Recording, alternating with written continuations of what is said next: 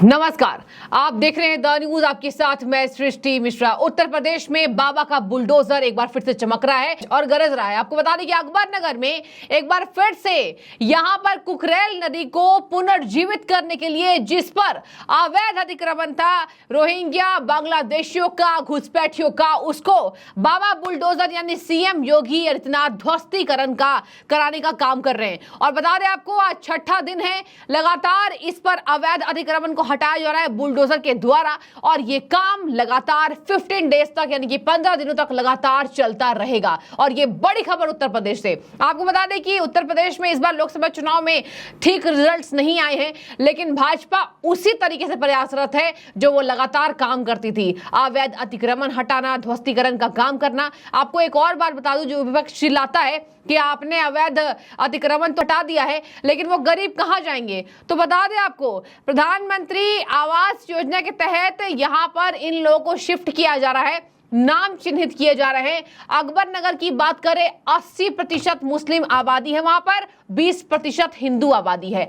वहां पर ध्वस्तीकरण का काम किया जा रहा है लगातार। हमने सुना अधिकारियों ने कहा कि बिना शोर शराबे के, बिना हंगामे के वहां के स्थानीय लोगों को, गरीबों को बता दिया गया है कि भैया तुम्हारा जो अतिक्रमण है वो अवैध है और तुमने अवैध अतिक्रमण किया हुआ है, जाहिर सी बात है, और अवैध जमीन है वो, और आपकी जमीन भी नहीं है जहां आपने घर बना लिया, आपका रैन बसेरा हो गया है, तो भैया उसको सरकार ने हटाने की अनुमति दे दी है, तो आप सब शिफ्ट हो जाइए। और देखिए, आपको मैं पूरा आंकड़ा दर्शकों को बताऊंगी कि क्या आंकड़े हैं, कितने नाम चिन्हित किए गए हैं और कितने घरों को बुलडोज कर दिया गया है। ध्वस्तीकरण का काम लगातार 15 दिन तक जारी रहेगा, मैंने आपको पहले ही बताया, और इसी के साथ इन्हें अलग घरों में भी शिफ्ट करने की कवायद तेज है। लेकिन अवैध अतिक्रमण करने वाले, अवैध कब्जा करने वाले लोगों को यहां बता दें आपको, बाबा माफ नहीं करेंगे। सीएम योगी का सख्त एक्शन है। और अभी विधानसभा चुनाव 2027 में उत्तर प्रदेश में होने हैं,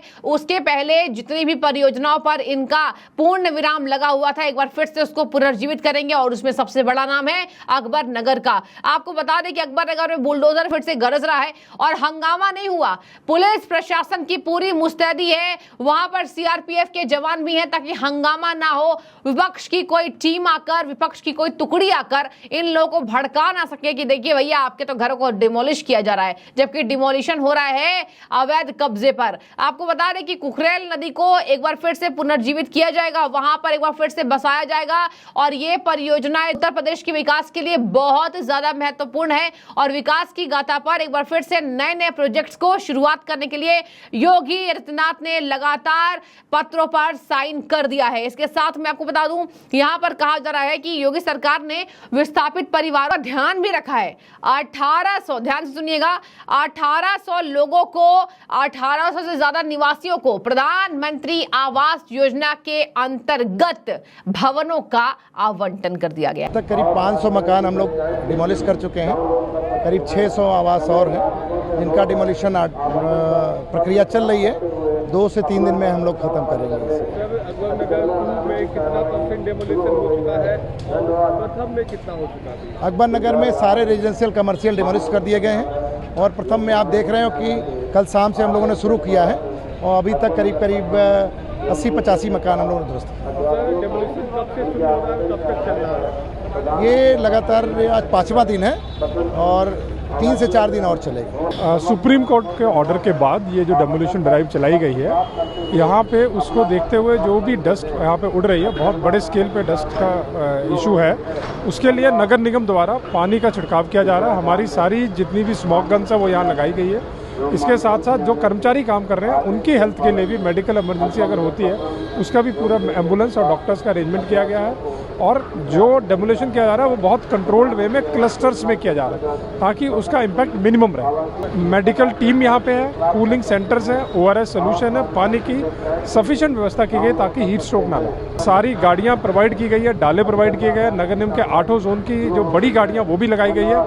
फ्री सर्विस में जो घर अलॉट हुए वहाँ तक पहुँचाया जाए। तो आप सुनिए विपक्ष क्या कहती है। विपक्ष कहता है लगातार ये लोग घरों को तोड़ते हैं, गरीबों की हाय लगती है, इसलिए चुनाव हार गए हैं। देखिए, आप भारत में घुसपैठियों को अगर आप गरीब कह रहे हैं तो यानी कि आप अपने देश के दुश्मन हैं, जो आप नहीं समझ रहे इन बातों को कि अगर धीरे धीरे घुसपैठियां बढ़ेंगे, बांग्लादेशी बढ़ेंगे और ये भारत के लिए खतरनाक हैं और इनको आप रैन बसेरा बसाने दे रहे हैं, आप यहां रहने दे रहे हैं, तो ये क्या काम करेंगे? सारे इलीगल काम करेंगे, भारत की छवि खराब करेंगे। और देखिए, बांग्लादेश की तो बात छोड़िए, पश्चिम बंगाल में सबसे ज्यादा बांग्लादेशी हैं और देखिए पश्चिम बंगाल में ममता बनर्जी चुपके से बॉर्डर पार ये काम कर रही हैं, लेकिन केंद्र सरकार का डंडा चलता है लगातार। और इसी वजह से आपने देखा होगा कि अभी हाई कोर्ट में किस तरीके से सुनवाई हुई थी।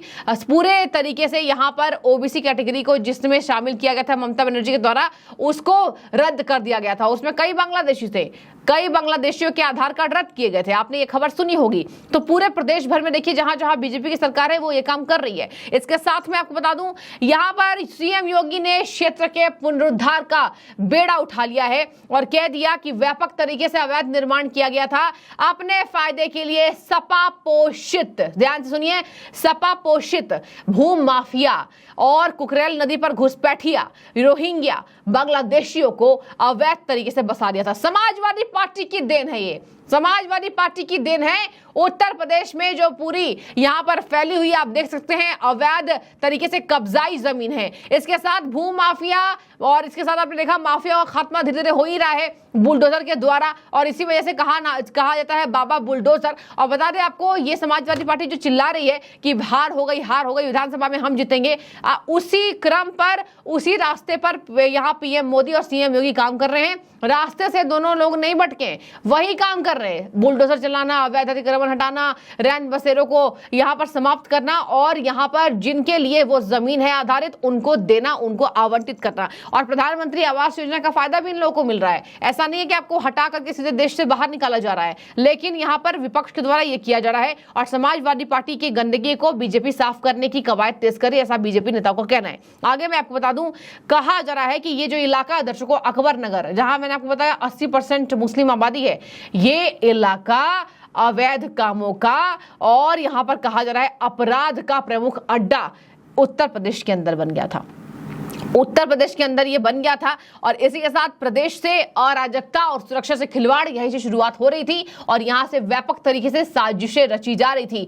यही नहीं, नियम कायदों के आधार पर बता दें आपको, पर्यावरण को नुकसान यहां पर अकबर नगर के प्रवासी पहुंचा रहे थे। और इसी तरीके से सीएम योगी ने एक बार फिर से कह दिया कि लोकसभा चुनावों से बाद ये पूरे इलाके को खाली कराइए। और लगातार देखिए डिमोलिशन का काम चल रहा है, आप देख सकते हैं विजुअल्स किस तरीके से वहां पर डिमोलिश किया जा रहा है, अवैध अतिक्रमण को हटाया जा रहा है, मलबे को ध्वस्त कर दिया गया। और अकबर नगर की बात करें तो 1200 अवैध मकान अभी भी हैं, सबको धीरे धीरे डिमोलिश किया जा रहा है। और अवैध तरीके से जो कुकरेल नदी के ऊपर आपने कब्जा किया है, समाजवादी पार्टी का गढ़ रहा है और देन है, मतलब उनका गढ़ भी है देन भी है, तो उसको धीरे धीरे साफ किया जा रहा है। और कह दिया गया कि कोई विरोध प्रदर्शन इस बाबत नहीं होगा, पुलिस प्रशासन पूरी मुस्तैद है। और आपने देख लिया क्यों ये कार्रवाई हो रही है। तो देखिए 45 अवैध निर्माण गिराए जा चुके हैं, सोमवार से ये लगातार चल रही है, आज शनिवार है, आपको मैंने बताया एक हफ्ते से चल रहा है, अभी पूरा मिला के 15 दिन और चलेगा।